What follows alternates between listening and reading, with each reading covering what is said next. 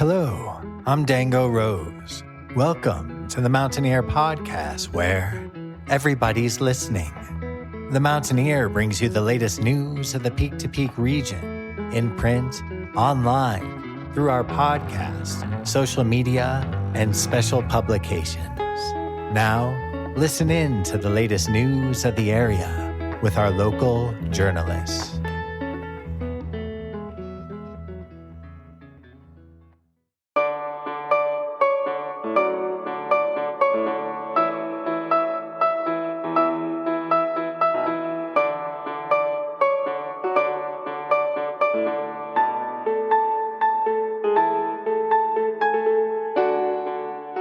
This is the Mountaineer Podcast, and I'm Marianne Rosen, bringing you stories, history, or lore from or about the mountains you live in.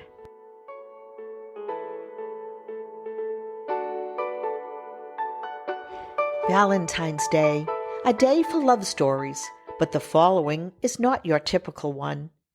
This is a story about the love of a house built in 1867, an opera house built in 1877, and two couples. We begin with the background of the house and the first couple.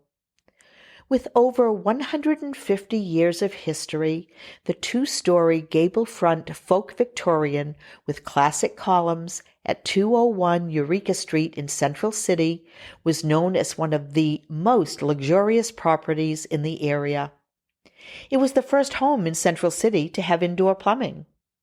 The first owner was Judge Henry A. Hicks. He was appointed the county judge in 1893, was a school director in 1897, and elected the Gilpin County attorney in 1900. In 1908, he moved his practice to Denver and sold the Eureka Street house. He remained connected to Central City, though, as a stockholder with the Rocky Mountain National Bank, which is located in the Teller House, another historic property in town. The second owners, Henry Pope Lowe and Maud A. Lowe, provided the true love story of the house. Henry Lowe was a mining engineer. He sold English mining stocks, managed and owned local mines, and turned abandoned properties into successful operations. His wife Maud, nicknamed Lo and Behold, was known for her parties, cuisine, beautiful clothes including the gloves she always wore, and her rose garden. She also gave readings of Christian Science literature in German and was a member of the Ladies' Aid Society. Maud loved her husband, her gardens, her home, and Central City. Although they lived at 201 Eureka, they used Festival Hall across the street for their offices. When Henry died suddenly of pneumonia in 1920, Maud buried his ashes behind their home and moved across the street to Festival Hall, and with Henry gone, became reclusive. Until she passed away, Mrs. Lowe set the dinner table for two and kept Henry's hat and coat hanging in the front hall. In 1956, she donated Festival Hall to the Central City Opera and died a year later. Her husband's ashes were exhumed from behind 201 Eureka, and both his and Maud's ashes were scattered in her gardens behind Festival Hall. Before we continue on with the history of 201 Eureka Street, and with the mention of the opera, this tale will change directions for the moment and talk about that opera. In 1877, only 10 years after 201 Eureka Street was built, the citizens of Central City and the area formed the Gilpin County Opera House Association in order to fundraise for the state of Colorado's first opera house. On a March evening in 1878, the opera house opened.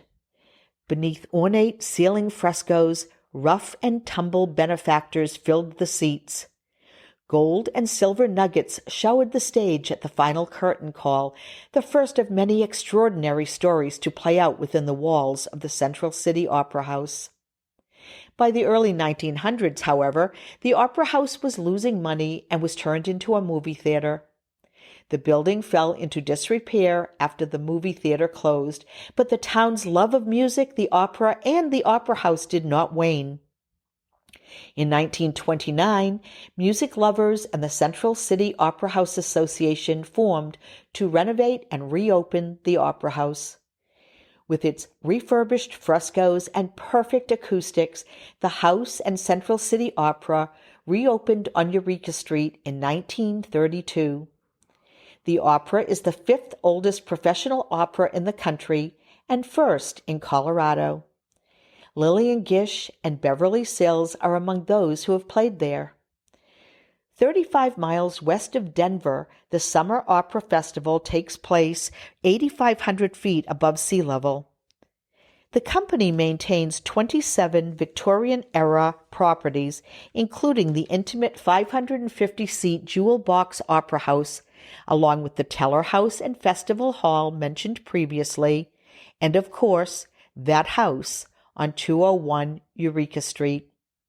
The 27 properties are the largest group of historically held properties in Colorado.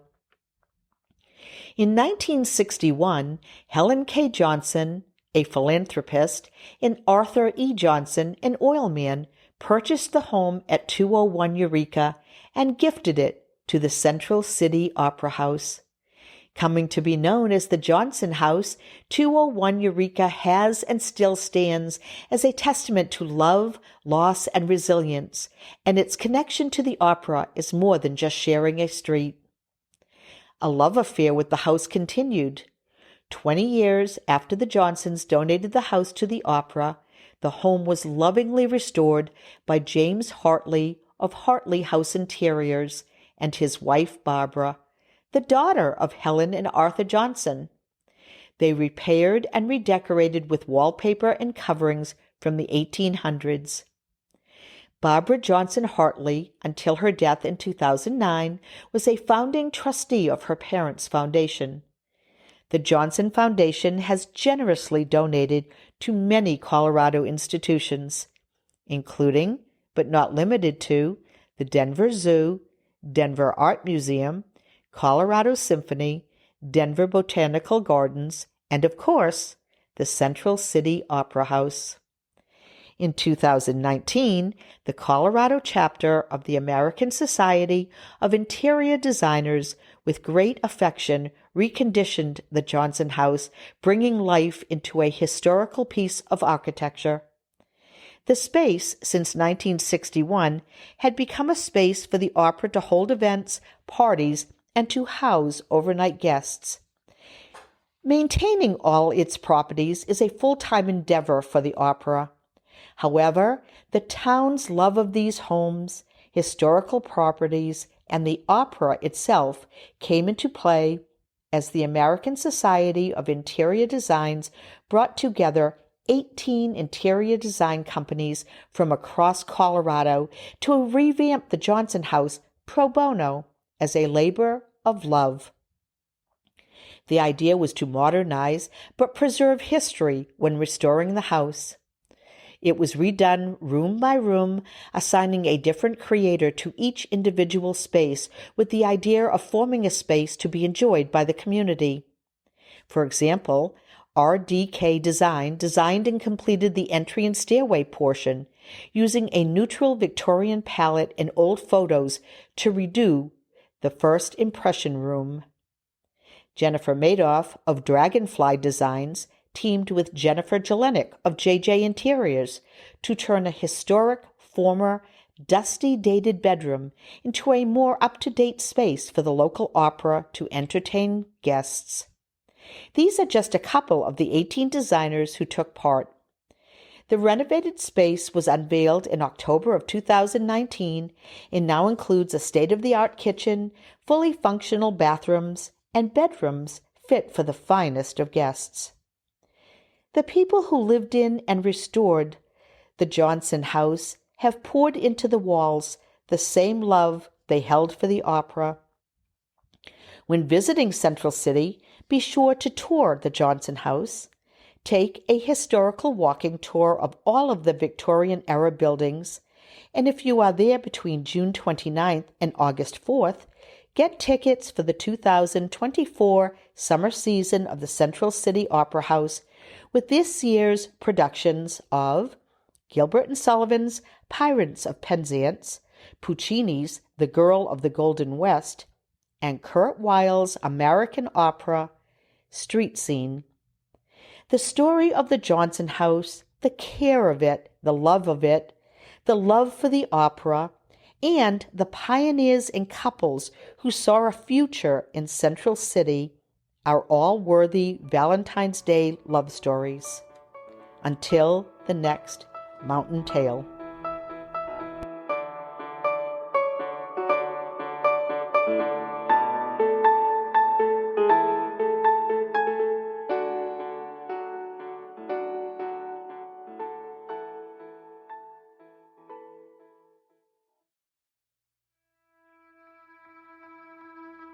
And that's it for our show. Subscribe online to get more access to more news, weekly updates to our community calendar, and a link to our YouTube channel by visiting themountaineer.com. Be sure to use the coupon code PODCAST when subscribing for a 10% discount, only available to our listeners.